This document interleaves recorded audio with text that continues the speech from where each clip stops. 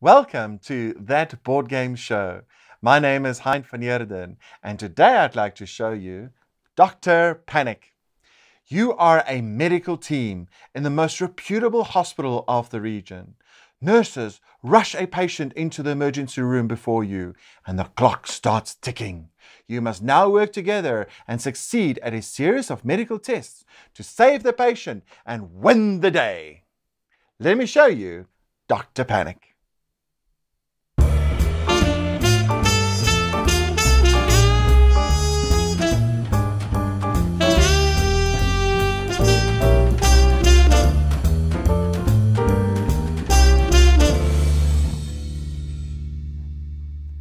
Dr. Panic is a fun, cooperative game. Look at what you've got on your operating table. Loads and loads of medical tests that you have to perform on your patient that's just been rolled in front of you. But before you can start, you first have to suit up. So every doctor that's around the emergency table needs to get suited up, scrubbed up, and ready to perform their medical examinations on their patient. Dr. Panic runs with either a cell phone, smartphone app that you can download, or from a soundtrack that you can download from the website of the publisher. The point of this app or the soundtrack is to give you the sound effects that you would have around the operating table, such as the heartbeat of the patient as it goes along. Apart from that, there could also come the emergency siren when the patient goes into cardiac arrest.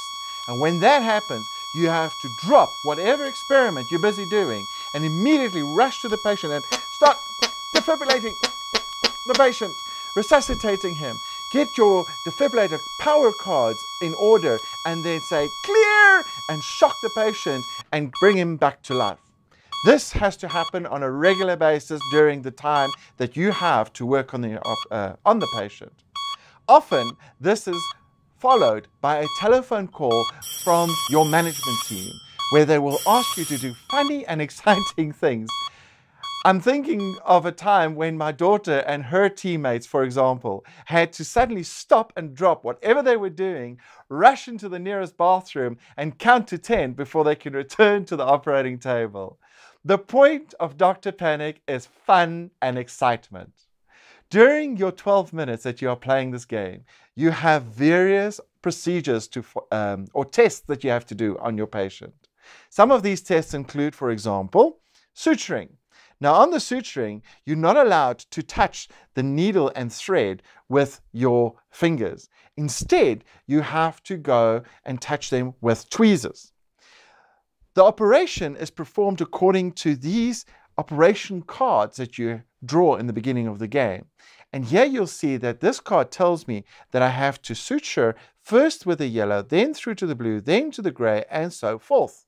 So what I would have to do is I would have to grab my suturing tools, go into the yellow, pull that out, and go through the blue without dropping it, and then bring it across to the gray, and so you carry on until you manage to complete this particular test.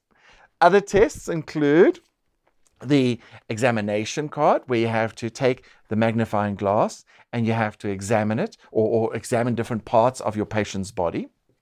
Then you also have the utensils card, where you have to go and get different utensils that you're going to use in your operations. Many, many times you also have to use tweezers to collect these and hand them over to your lead doctor. Or sometimes you use your hands to first sterilize it before you're passing it on. Then you have your electrodes, which are all these different electrodes that you have to apply to the body of your patient before you can continue. Then you have your medication card, where you have to prescribe certain medications at certain intervals of the day. Then you have your injection card, where you have to make up an injection to administer to your patient based on certain criteria, such as weight, blood group, and height and things of the patient.